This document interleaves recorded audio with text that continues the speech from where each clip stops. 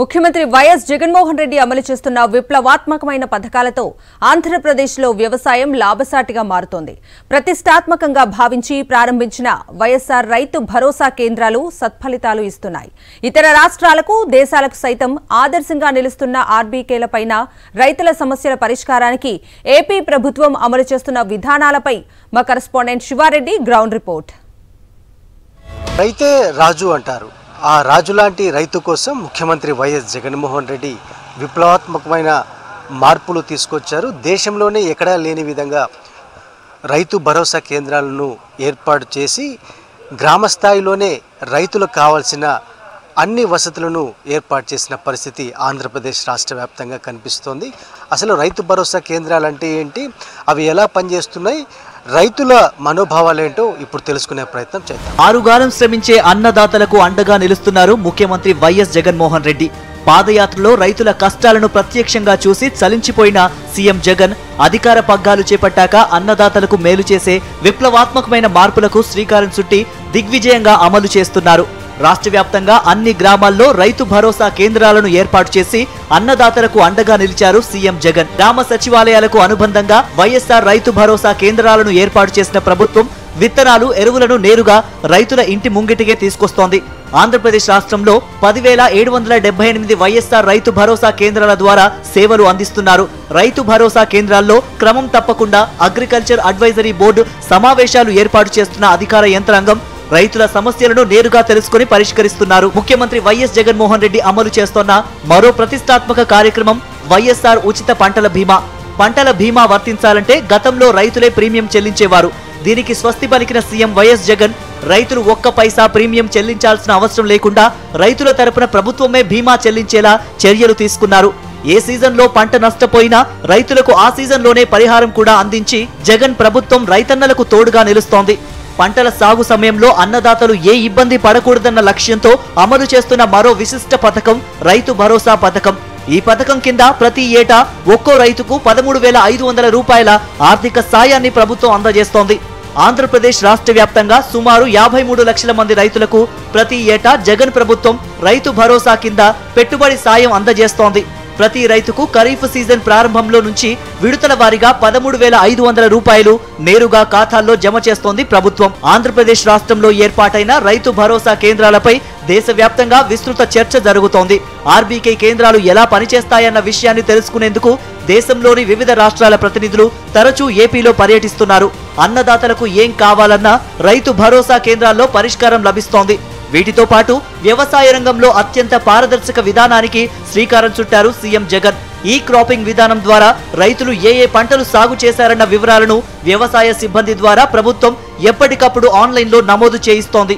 వ్యవసాయ రంగానికి సంబంధించి అన్ని అవసరాలకు, అన్ని సమస్యలకు, రైతుల సందేహాలకు ఏకైక పరిష్కార మార్గాలుగా ఏపీలోని రైతు భరోసా కేంద్రాలు నిలుస్తున్నాయి. ఆంధ్రప్రదేశ్ రాష్ట్రంలో వ్యవసాయం లాభసాటిగా మారేందుకు రైతు భరోసా కేంద్రాలు కీలక పాత్ర పోషిస్తున్నట్లు చాలా స్పష్టంగా కనిపిస్తోంది. ముఖ్యమంత్రి వైఎస్ జగన్మోహన్ రెడ్డి అత్యంత ప్రతిష్టాత్మకంగా అమలు చేస్తూ ఉన్న రైతు భరోసా కేంద్రాలు సత్ఫలితాలు ఇస్తూ ఉన్న వాతావరణం అయితే కనిపిస్తోంది. అందుకే దేశంలోని ఇతర రాష్ట్రాలు, ఇతర ప్రాంతాలు ఇప్పుడు ఏపీ వైపు చూస్తూ ఉన్నాయి. సీఎం జగన్ అమలు చేస్తూ ఉన్న వ్యవసాయ సంస్కరణలను తాము అమలు చేసేందుకు, అదేవిధంగా విధానాలను పాటించేందుకు చాలా రాష్ట్రాలు ఆసక్తి చూపుతున్న పరిస్థితి కనిపిస్తోంది. వైఎస్ఆర్ ఉచిత పంటల బీమా పథకం ద్వారా పెద్ద ఎత్తున లబ్ధి పొందుతున్నామని రైతులు చెబుతున్నారు. కరువు కాటకాలతో, ప్రకృతి వైపరీత్యాలతో పంటలు విఫలమైన ఇన్సూరెన్స్ వస్తుందన్న నమ్మకాన్ని వైఎస్ జగన్ ప్రభుత్వం కల్పించారు. ఈ నేపథ్యంలో రైతుల మనోభావాలను మా కరెస్పాండెంట్ శివారెడ్డి వివరిస్తారు. వైఎస్ఆర్ ఉచిత పంటల బీమా పథకం అత్యంత సక్సెస్ఫుల్గా నడుస్తోంది. ఎందుకంటే ప్రభుత్వమే నేరుగా ప్రీమియం చెల్లిస్తోంది. పంట నష్టపోయిన రైతులందరికీ క్రమం తప్పకుండా ఆ సీజన్లోనే పంట నష్ట పరిహారం చెల్లిస్తున్న పరిస్థితి కనిపిస్తోంది. మన ముందు కొంతమంది అనంతపురం జిల్లా గాలిదినికి చెందిన లబ్ధిదారులు ఉన్నారు. వారిని అడిగి తెలుసుకుందాం. ఎంత లబ్ధి చేకూరింది ఈ ఇన్సూరెన్స్ పథకం వల్ల ఒకసారి తెలుసుకునే ప్రయత్నం చేద్దాం. ఎన్ని ఎకరాల పొలం ఉంది మీకు? నాకు 10 ఎకరాలు ఉంది సార్ పొలం. ఇప్పుడు ఇన్సూరెన్స్ స్కీమ్ ఇంప్లిమెంట్ చేస్తుంది ప్రభుత్వము. ప్రభుత్వమే ప్రీమియం చెల్లిస్తుందా లేదంటే మీరు కడుతున్నారా? ఎంత వస్తుంది చెప్పండి ఒకసారి. ప్రభుత్వమే, జగన్మోహన్ రెడ్డి గారి ప్రభుత్వమే ప్రీమియం చెల్లిస్తుంది.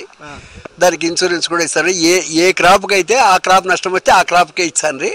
డబ్బాలో రోడ్లు ఎడగారు కానీ ముంగారు టైంలో కానీ ఏ టైంలో ఆ పంట నష్టం జరిగితే ఆ పంటకి ఇస్తాను. గత ప్రభుత్వంలో బ్యాంకు వాళ్ళు మాతో డబ్బులు కట్టించుకుంటాను. బ్యాంకులు కట్టించుకున్నా కూడా కొంతమందికి పడతాండే, కొంతమంది లేకోకుండా పోతాండే.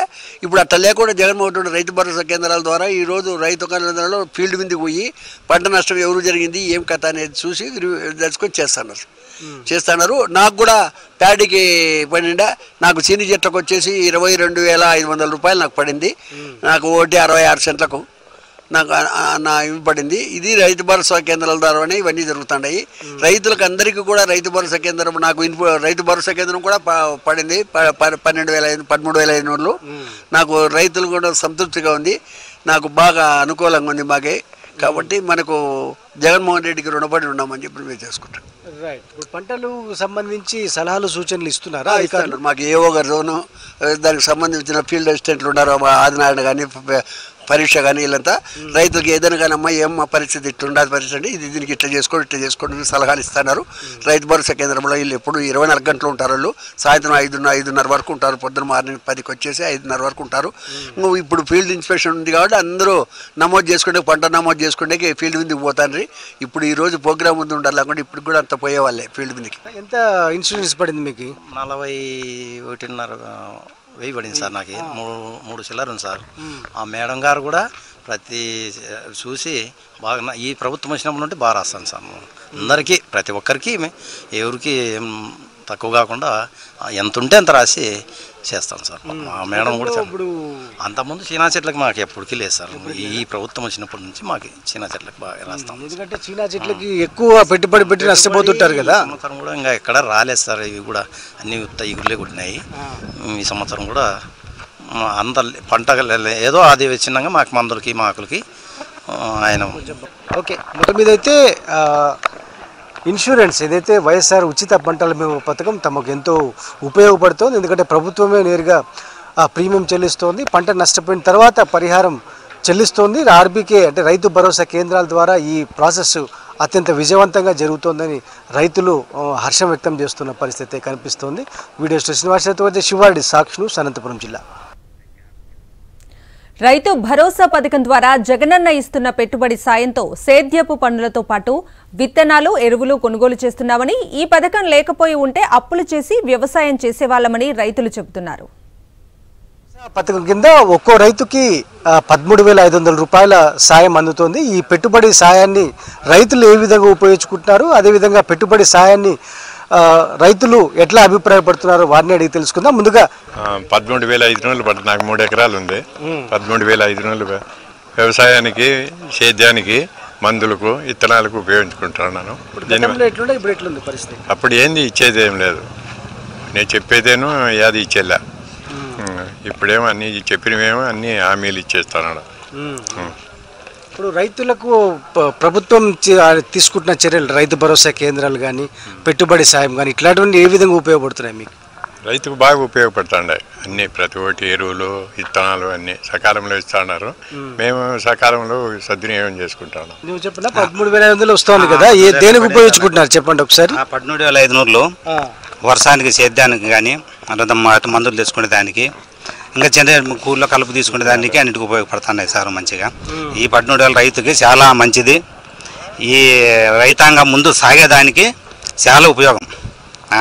ఎందుకంటే ఈ గత ప్రభుత్వం కంటే ఈ ప్రభుత్వము సకాలంలో రైతులను గుర్తించి ఏ టయానికి ఏది చేయాలనేది చేస్తున్నారు. చాలా సంతోషము. ఇప్పుడు ఇట్లాంటి పెట్టుబడి సాయం లేకపోతే గతంలో అప్పులు చేసేవాళ్ళ, విత్తనాలు కొనాలన్నా, ఎరువులు కొనాలన్నా అయితే అప్పులు. ఇప్పుడు రైతుకు వర్షం పడిందంటే ఇత్తనం పొలం పెట్టుకోవాలా. ఆ ఇత్తన టయానికి రైతులకు ఎన్నో ఇబ్బందులు ఉంటాయి. మందులు, ఇత్తనాలు, ఎరువులు, కూలీళ్ళకి, ఇంకా కొయ్యి కొరముట్టు చెదిని ఒకవేళ ఎద్దులు లేని వాళ్ళకి బాడీలు పెట్టుకునే దానికి ఈ డబ్బులు ఏదో ఒక దాని సగానికి సగము ఖర్చు తగ్గింది రైతులకి. ఇది చాలా ఉపయోగం. ఆ టయానికి ఇప్పుడు అవసరానికి అన్నం పెట్టే వాళ్ళు, ఆకలి మీద అన్నం పెట్టే వాళ్ళు కాదు కదా, ఇది పదును అయినప్పటికీ ఈ డబ్బులు చాలా ఉపయోగపడుతున్నాయి సార్. అట్లా నాకు ఏటా 13,000 వస్తాను సార్. నాకు కుదురుకి పడుతుంది సార్ అమ్మఒడి. నాకు ఇదైతే మేపుకి బాగా సేద్యాలకి పనిచేస్తుంది సార్. 13,500 ఏం చేస్తున్నావు నువ్వు? డబ్బులు పడుతుంది కదా సేద్యాలకి, ఇంటి ఖర్చుకి సార్. ఇప్పుడు గవర్నమెంట్ రైతు భరోసా కింద 13,500 ఇస్తుంది కదా, ఆ డబ్బులు ఏం చేస్తున్నారు మీరు? మందులు కొట్టుకుంటా శనగట్లకి, పిల్లలకి ఏదైనా అవసరం అయితే వాడుకుంటానా. ఒకరి దగ్గర అప్పు చేయకోకుండా లక్షణంగా ఉంది సార్ నాకు ఈ ప్రభుత్వం వచ్చినాక. గతంలో ఎట్లుండే? అప్పుడు 5,000 కావాలనే ఎవరో పెద్ద ఆశాం దగ్గర పోయి ఇప్పించుకొచ్చుకొని బంగపోయి తెచ్చుకొని వాడుకుంటాను. అయినా టయానికి ఇచ్చిన వాళ్ళు కాదు అప్పుడు. అది సార్ నాకు ఈ ప్రభుత్వం వచ్చినాక సంపూర్ణంగా ఉంది, నాకు నా కుటుంబానికి. వాలంటీర్లే నేరుగా వస్తున్నారా ఇంటి దగ్గరికి? వస్తారు, ఏదైనా పడకపోయినా వచ్చి మళ్ళీ కంప్లైంట్ ఇస్తే కూడా 10 రోజుల్లోనే ఇచ్చేస్తారు. మొత్తం మీద అయితే రైతు భరోసా కింద 13,500 రూపాయలు ఆర్థిక సాయం ప్రభుత్వం అందజేస్తోంది. అది ఏదైతే సీజన్ ప్రారంభ సమయంలో ఇస్తుండడంతో విత్తనాలు కావచ్చు, ఎరువులు కావచ్చు, లేకుంటే వ్యవసాయ సేద్య పనులు కావచ్చు, వాటిని పకడ్బందీగా ఉపయోగించుకొని వ్యవసాయాన్ని లాభసాటిగా మార్చుకుంటున్నట్లు అన్నదాతలు చాలా స్పష్టంగా పేర్కొంటున్నారు. అందుకే ముఖ్యమంత్రి వైఎస్ జగన్మోహన్ రెడ్డికి వీరంతా కృతజ్ఞత తెలియజేస్తున్న పరిస్థితి కనిపిస్తోంది. ఆంధ్రప్రదేశ్లోని రైతు భరోసా కేంద్రాలు ఎలా పనిచేస్తున్నాయి? రైతు భరోసా కేంద్రాల్లో సేవలు ఎలా ఉన్నాయి? విత్తనాలు, ఎరువులు ఎలా బుక్ చేయాలన్న దానిపై పూర్తి వివరాలను గార్లదిన్నె రైతు భరోసా కేంద్రం నుంచి మా కరెస్పాండెంట్ శివారెడ్డి అందిస్తారు. ప్రస్తుతం మనం అనంతపురం జిల్లా సింగనమల నియోజకవర్గంలోని గార్లదిన్నె మండల కేంద్రంలోనూ ఇక్కడ రైతు భరోసా కేంద్రంలో కంటింజెన్సీ ప్లాన్ కింద విత్తనాల సరఫరా కార్యక్రమం జరుగుతోంది. చూడొచ్చు, వ్యవసాయ అధికారులు, రైతులు ఈ కార్యక్రమంలో పాల్గొంటున్నారు. ఎందుకంటే గతంలో అంటే వేరుశెనగ విత్తనాలు ఇచ్చారు, అక్కడ కొంత వర్షాభావ పరిస్థితులు నెలకొన్న నేపథ్యంలో ఇప్పుడు కంటింజెన్సీ ప్రణాళిక కింద మిగతా పంటలకు సంబంధించి అంటే ఉలువ తదితర పంటలకు సంబంధించిన విత్తనాలు అందజేస్తున్న పరిస్థితి కనిపిస్తోంది.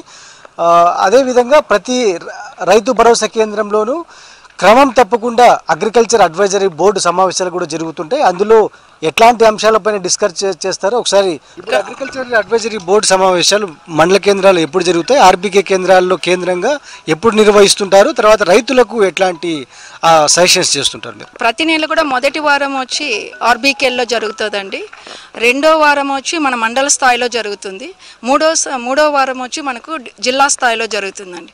ప్రతి స్థాయిలో కూడా అక్కడ ఒక కమిటీ మెంబర్స్ ఉంటారు.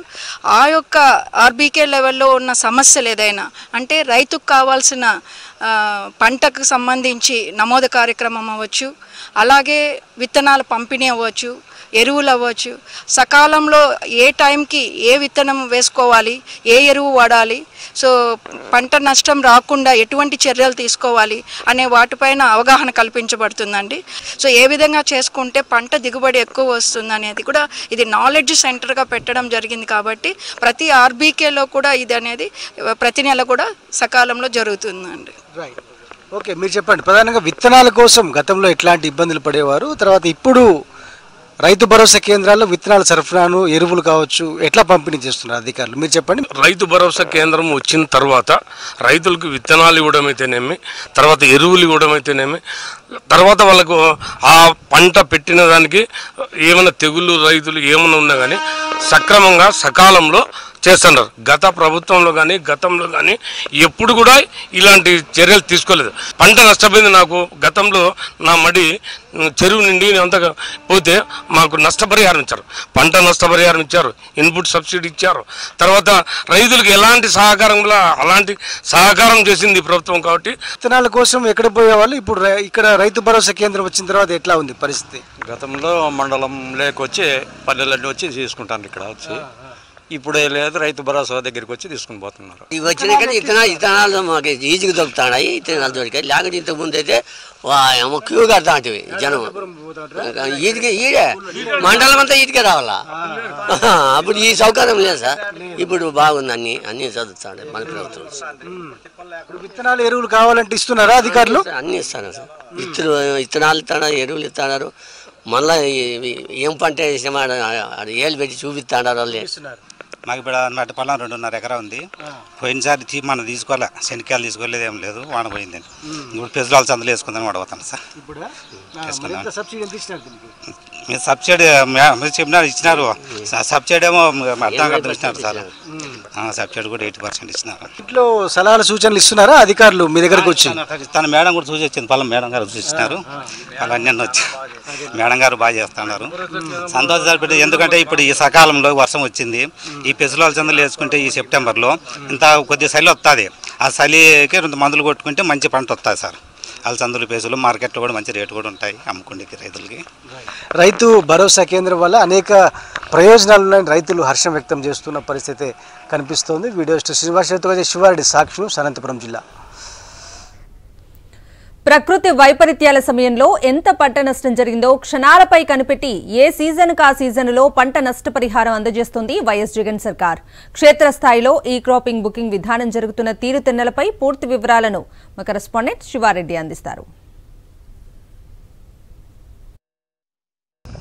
రైతు భరోసా కేంద్రాల్లోని సిబ్బంది అత్యంత కీలకమైన పాత్ర పోషిస్తున్నారు వ్యవసాయ రంగానికి సంబంధించి. ఎందుకంటే ఈ క్రాప్ బుకింగ్, ఇందులో పొలానికే వ్యవసాయ అధికారులు వెళ్ళి అక్కడ రైతు ఏ పంట వేశారు, ఏ పంట సాగు చేశారు, అదేవిధంగా వాటికి సంబంధించిన ఫోటోలు కానీ లేకుంటే తంబు కానీ తీసుకుంటున్న పరిస్థితి కనిపిస్తుంది. ఎందుకంటే ప్రభుత్వమే నేరుగా ఇన్సూరెన్స్ అంటే వైఎస్ఆర్ ఉచిత పంటల బీమా పథకాన్ని అమలు చేస్తూ ఉండడంతో నేరుగా ప్రభుత్వమే ప్రీమియం చెల్లిస్తోంది. ఈ నేపథ్యంలోనే ఎవరు పంటలు సాగు చేశారు, ఏ పంటలు సాగు చేశారనేది క్షేత్రస్థాయిలోనే పరిశీలిస్తున్న పరిస్థితి కనిపిస్తుంది. అందుకే వ్యవసాయ అధికారి నేరుగా ఫీల్డ్కే రావడం, ఇక్కడ రైతుతో మాట్లాడి వారు వేసిన పంటని ధృవీకరించుకొని నేరుగా ఈ క్రాప్ అంటే ఆన్లైన్ ద్వారా ఈ క్రాప్ నమోదు చేస్తున్న పరిస్థితి కనిపిస్తోంది.